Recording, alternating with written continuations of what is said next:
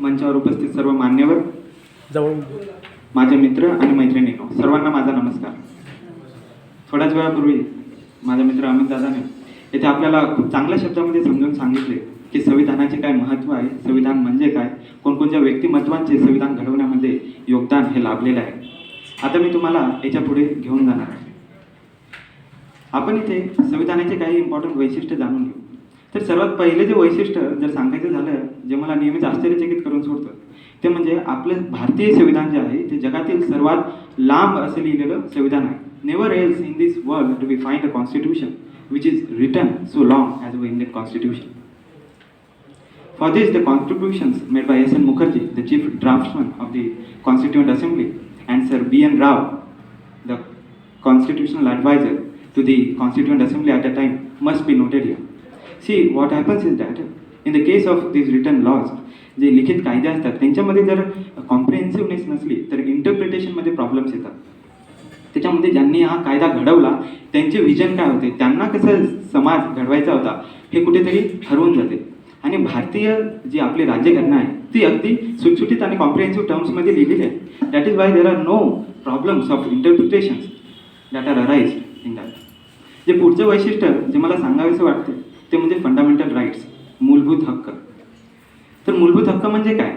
See, in a democratic society, when we live in a democratic society, it is expected of a government to provide certain rights to the citizens, to recognize them and to protect them in the event of their being violated. And our Indian Constitution does it very perfectly. जर जगाचा इतिहास जर बघितला आपण, particularly the constitutional history, the first constitution which came into place, the first written constitution in the world, the Constitution of America. It was the first constitution in which the Bill of Rights was included in the draft of the constitution. It was the first constitution, it was the first will articulated by the people for the inclusion of fundamental rights for the citizens. आणि त्याचीच प्रेरणा घेऊन भारतीय राज्यघटनेमध्ये सुद्धा काही मूलभूत हक्क नागरिकांना देऊ करण्यात आलेले आहे. सो कोणापासून संरक्षण झालं पाहिजे म्हणून हे हक्क जे आहेत ते आपल्याला दिलेले आहेत. So it may be anyone, it may be a private individual, it may be a private organisation, or in many cases it may be the government itself.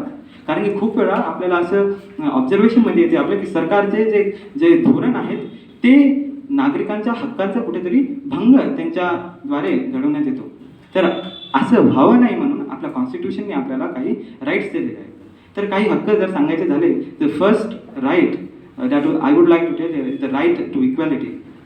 In the Article 15 of our Constitution, it is explicitly mentioned that the state shall not discriminate between citizens on any substantial grounds. सर्वांना समान behaviour, समान access to knowledge हे पुरवण्यात येईल असं आपल्या राज्यघटनेमध्ये लिहिलेलं आहे. If you read the preamble, जसं की मगाशी सर्वांनी प्रस्ताविका वाचून दाखवलेली आहे, our preamble talks about equality of status and that of opportunity. म्हणजे सर्वांचा दर्जा सारखा राहील आणि सर्वांना संधीही सारखी देण्यात येईल. पुढचा जो हक्क आहे तो म्हणजे right to freedom. We have got the freedom of thought, expression and action. पण आपल्याला स्वातंत्र्य दिलं आहे म्हणजे आपण काहीही करू शकतो असं आहे का? नाही. In that case many people will be there who will not be able to exercise their right of freedom. So there are reasonable restrictions on the freedom, the right of freedom that we have got. पुढचा हक्क आहे right against exploitation. There are many sections, there are many segments of our society which are deprived, which are depressed, and they might be exploited by the fellow human beings. So our constitution does away with such traditions by treating them illegal. Right against exploitation. आपल्या भारतामध्ये वेठबिगारी नावाची जी प्रथा पहिले सुरू होती, in which there would not be proper remuneration to the workers. आपल्या भारतामध्ये किंवा जगामध्ये जर बघितलं आपण तर स्लेव ही जी ट्रेडिशन होती ती इलिगल ठरवण्यात आलेली आहे. पण हे सगळे जे राईट्स देऊनच काही होत नाही. This rights must be protected, they must be accompanied by the will of the state, they must be backed by the power of the state, so that in the event of their being violated they must be protected. And we have got that remedy in the form of article 32, right to constitutional remedy. In the words of Dr. Babasaheb Ambedkar, he had called it the soul and heart of Indian Constitution. Whenever our fundamental right is infringed upon, we have got the right under Article 32 in the case of Supreme Court and under Article 243 in the case of High Court. We can approach the respective courts and the court will issue the concerning writ petition, so that our fundamental right must be protected. जे नंतरचं वैशिष्ट्य जे मला सांगायचं आहे ते म्हणजे directive principles of state policy.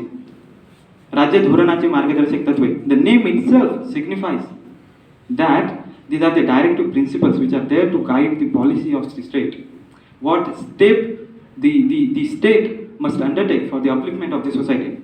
तर यांना असं वेगळं पार्ट 4 मध्ये देण्याचं कारण हे की at the time of when this constitution was being framed, our constitution makers were aware that there are many problems in our Indian society, foremost of which were the inequality and the undeveloped status of our society. But at the same time, they didn't want it to force the government into doing certain things which might be out of their capability. So they incorporated from in the part 4 of our Indian Constitution the directive principles of state policy. These principles are non-justiciable, meaning that we cannot approach courts for their being implemented. Direct principles of state पॉलिसीमध्ये फक्त एवढ्याचाच उल्लेख नाही, तर एक society म्हणून, एक समाजमधून आपल्या काही इच्छा आहेत, आपल्या काही आकांक्षा आहेत, आपण कुठून आलेलो आहेत आणि आपण कुठे जाण्याची इच्छा ठेवतो आहेत, आपले ध्येय काय आहे एक समाज म्हणून, त्याचा सुद्धा उल्लेख डायरेक्टिव्ह प्रिन्सिपल्स ऑफ स्टेट पॉलिसीमध्ये करण्यात आलेला आहे. आणि त्याच्याच व्यतिरिक्त काही इतर legal rights which are not included in the fundamental rights are also included in the directive principles of state policies. जर पुढचं वैशिष्ट्य जर सांगायचं झालं तर the ability of our constitution to balance the various interest of the various segments of our society. See if you imagine a constitution, जर एखाद्या कॉन्स्टिट्यूशनमध्ये जर मेजॉरिटीला जास्त राईट्स दिलेले असतील किंवा एखादं कॉन्स्टिट्यूशन असं असेल which privileges the majority at the expense of the minority community, किंवा एखादं कॉन्स्टिट्यूशन जर असं असेल ज्यामध्ये मेजॉरिटीचं जे कल्चर आहे, जी संस्कृती आहे, त्याला जास्त प्राधान्य देण्यात येत आहे आणि जी मायनॉरिटीची जी संस्कृती आहे त्याच्यावर कुठेतरी न्याय होत नाही, जर असलं, so we cannot expect that constitution to be viable. It is completely unsustainable in the long run and it is completely doomed to be fail. But our Indian constitution is perfectly able to balance the needs and aspirations of the various sections of our society. For example, if you look at our neighboring country, Sri Lanka मध्ये civil war झाला होता. What was the reason behind that? The reason being that the Sihela community in Sri Lanka were being given privileges at the expense of the Tamil community. आणि जेव्हाही कोणत्याही समाजाच्या अस्मितेवर जर कोणता घाव करण्यात येतो, then the community doesn't, त्याला खपवून घेतलं जात नाही. बट ओवर इंडियन कॉन्स्टिट्यूशनमध्ये सगळ्याच घटकांचा एकदम न्याय असा विचार केलेला आहे. Be it the tribal sections, be it the schedule caste, be it the womans, be it the childrens, सर्वांच्या इंटरेस्टची काळजी आपलं इंडियन कॉन्स्टिट्यूशन घेत आहे. पुढचं जे वैशिष्ट्य आहे, the intelligent division of power that is institutionalised in our constitution. आपण सगळेजण स्पर्धा परीक्षेचा अभ्यास करतो, आपल्याला माहितच आहे that the government has its 3 arms, legislature, executive and judiciary. See, many times what happens that whenever the constitutions are subverted, it is not by the people, but the particular coterie of people who become over powerful and gain the monopoly of power. But in the Indian case, the power is intelligently crafted in these 3 arms of the government, so that none can get the exclusive monopoly of power, and the other arms of the government are perfectly capable of taking the transgressions made by the concerning arm of the government. जर पुढचं वैशिष्ट्य जर सांगायचं झालं तर ते म्हणजे our constitution is a living document. Now you people will say how can a document be living. एक दस्तऐवज जिवंत कसं काय असू शकते? So it is living in the sense that it is perfectly able to adapt and accommodate according to changing societal needs. 100 वर्ष आधी ज्या गोष्टी आपल्याला प्रेरित करत असतील त्या येणाऱ्या 200 किंवा 300 वर्षामध्ये आपल्याला तेवढ्या महत्त्वाच्या नाहीत वाटणार. So there must be a proper balance between the authoritative features of the constitution, and at the same time there must be enough flexibility so that the constitution may adapt to the changing situations of the society. जर आपण काही उदाहरणं बघितले, in the case of Soviet Union, त्यांनी before its devolution in the year of 1991 it had its 4 constitution. आपला शेजारी देश नेपाळमध्ये अगदी 7 कॉन्स्टिट्यूशन होऊन गेलेले आहेत. आणि in the case of Pakistan, त्यांच्यामध्ये अराजकतेची स्थिती फैलेली आहे. I am quite sure that you must have heard the names of general Parvez Musharraf, Ayub Khan, Yahya Khan. हे का होतं? Because the constitution is not able, the constitution has not provided enough flexibility so that the changing needs, the changing views of the society might be accommodated in it. आता एवढी आपण तारीफ करत आहे संविधानाची, so it doesn't mean that we don't have we have got nothing to be worried about. आपल्याला कशाचीच काळजी नाही असं आहे का? तर नाही. ॲज अ सिटिझन्स आपली जबाबदारी आहे that we must be vigilant citizens of this country. आणि how we are going to do it by organising programme such as this हे संविधान दिवस साजरा करण्याचा मेन हेतूच हा आहे that we people might be being aware, might become aware about these things. What are directive principles? What are fundamental rights? What is federalism? What is center-state relation? So that की कधी जर या संविधानाच्या नुसार जर राज्यकारभार चालत नसेल तर त्यावेळेस आपण सरकारला याचे जबाबदार ठरवू. And for that we also have to read people who have contributed in this divine endeavor. So, for example, B.R. Ambedkar, Sardar Vallabhbhai Patel, Jawaharlal Nehru, Mahatma Gandhi and many others. आणि याच्यासोबत the scholars of international reputation. I'm quite sure you must have heard the names of John Stuart Mill, Bertrand Russell, Emile Durkheim. त्या विचारवंतांचा जेव्हा आपण अभ्यास करतो then we become aware what is equality, what is liberty, what is fraternity, what is dignity.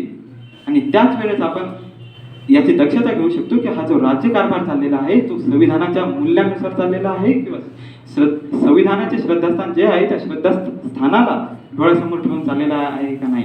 आणि जर ते चालत नसेल then we must hold the government accountable for that. जर डॉक्टर बाबासाहेब आंबेडकर यांच्या शब्दामध्ये जर सांगायचं जर झालं तर त्यांनी लिहिलेलं आहे the constitutional morality is not a natural sentiment. It has to be cultivated. We must realise that our people have yet to learn it. Democracy in India is only a top dressing on a soil which is essentially undemocratic.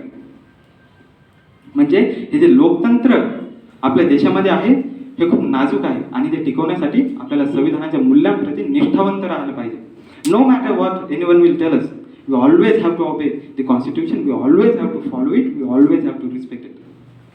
जाता जाता एवढंच म्हणू इच्छितो, ये शान है, ये मान है, वतन का ये अभिमान है, चले वतन इसी से ही हमें इस पर नाज है, ये मेरा संविधान है, ये हम सबका संविधान है. जय हिंद, जय भारत.